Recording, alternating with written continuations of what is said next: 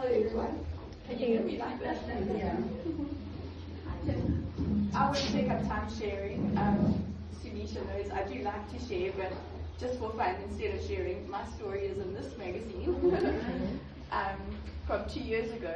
And Sunisha's been an amazing, as we all know, lady. For real, such a beautiful brain. I remember meeting her for the first time. The power again of social media when we met, and when we met it was like we'd known each other forever. It was just so natural. And we just understood each other like I think we all do in this room, because we've got a bond that goes beyond what anyone else can understand. And when I walked in, I actually joked to the lady. I was like, oh, hello, my sister. And I sit next to you, and then we all like, the sister thing is just so natural, even when you meet everyone for the first time, because we just all already know that we connect. And to this lady, I forgot her name, you shared with us. When she walked in also, I was so excited because I saw someone else with hair like mine. So just to encourage her for getting out of bed, maybe she got out of bed just for me today, because I had to cut my hair off because I got very sick again. I've been sick up and down for many years. And in November I got sick again and my hair was coming out. And I had long hair.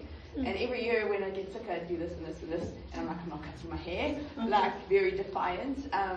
And as a lady, isn't it funny whether you're a mother or not a mother, your hair, things can be your identity and they shouldn't be. Like, I'm more than my hair, I'm more than having children on earth. But you think it doesn't matter until you have to do something like this. And then you're like, oh my goodness, it does matter more than I thought it did. And when I saw Natalie, I was like, oh, there's a pixie like me. I got so excited. And she's got all gelled, and like, I use humor to help me overcome my hurts and pain, so you have to excuse me. But I was like, oh, I must try and make it fancy like her. She's gelled her, the ones like all over. But at the same time, it sounds silly, like something like your hair, like children, you have good days and bad days. Some days when I'm like, where's my ponytail?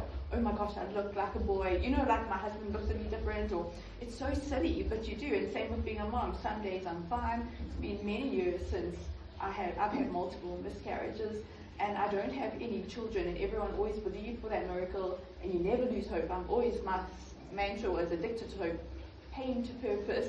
You know, I choose joy every day, like you mentioned, the gratitude. I was on crutches for the last 4 months again because I've got osteoporosis from being sick. So my bones just fracture all the time. I don't know when the next one's going to be. So in November when I felt sick and my hair was falling out, and then I felt a weird pain, and I was like, can't be another bone, Lord. And like you think, oh, surely not being a mom should be enough.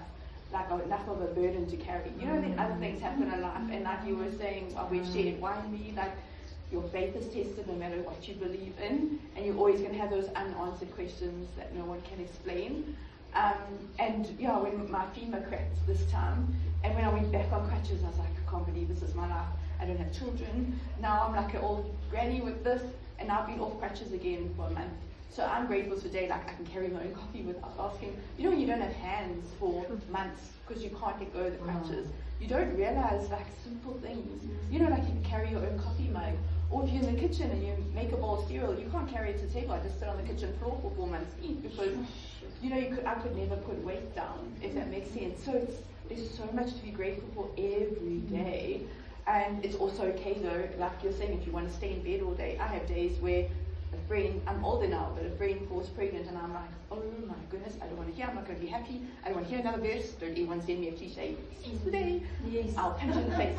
You know, like, because, and then other days I'm the one saying that to people, but you know, so you're allowed to be like that. It's normal, and we're human, and stop being so hard on yourself. I'm speaking to myself, because I'm like, be grateful, and I'm like, oh, I can be selfish today, and I want to see myself and my husband in a child, like I'll never get to see that.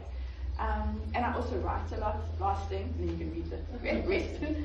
I write a lot, and I write lots of poems, that's also somewhere, but they're always dark, so I'll tear them up afterwards, because you don't want anyone to read your thoughts, and you think you're the only one who has those thoughts. But then you'll see someone who writes something similar, or, you know, you're like, oh wow, they're more like